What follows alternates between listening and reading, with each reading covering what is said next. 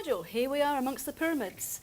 And that brings me to our next topic, which is a pyramid we often apply in the learning and development world, and that of the 70-20-10 rule. Now, I know you've discussed this in the chapter in your soon-to-be-released book, but I've just got a couple of questions that I've been discussing with my L&D colleagues of late.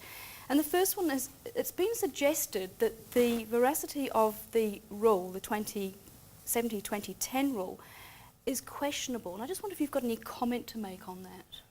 Yeah, I've got lots of comments to make on it.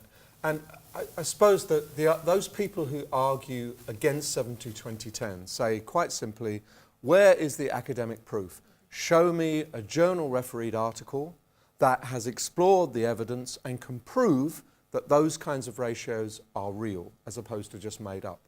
My argument is that there is growing evidence. For example, I teach at the University of Pennsylvania on a doctoral program, and one of the students explored that model and came out with pretty conclusive evidence in his dissertation that that framework is pretty reliable.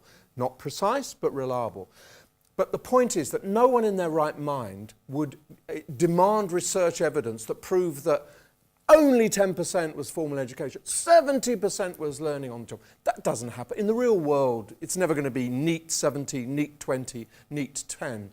And some organisations, I think BP, for example, talk about 80-20 or 90-10. They don't use the three areas, they just use two. The point is, the point that they're trying to make, the exponents of this, is not that this is a fantastically scientifically accurate figure, but the more general point that a small amount of learning in any organisation is formal.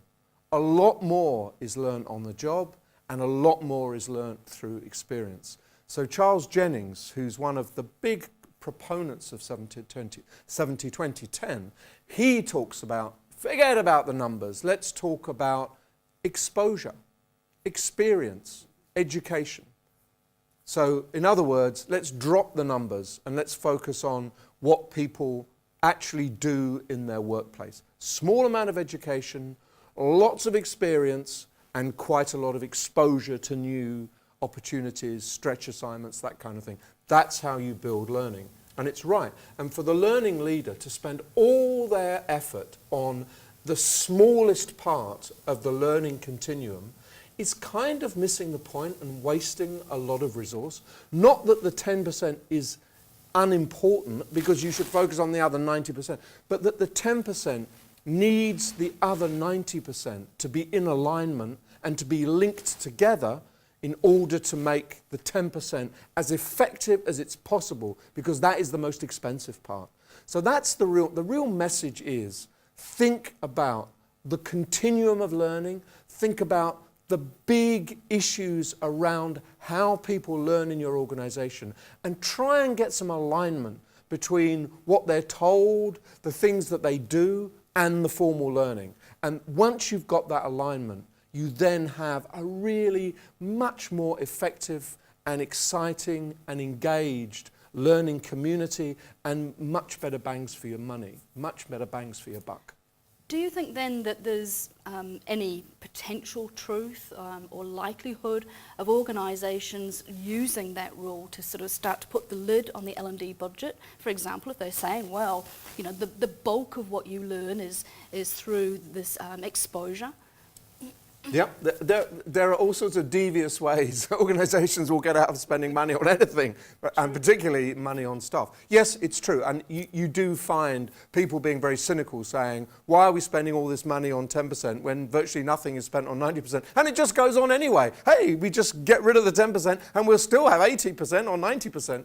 That's not true. The point is that the 10% is almost like the nugget.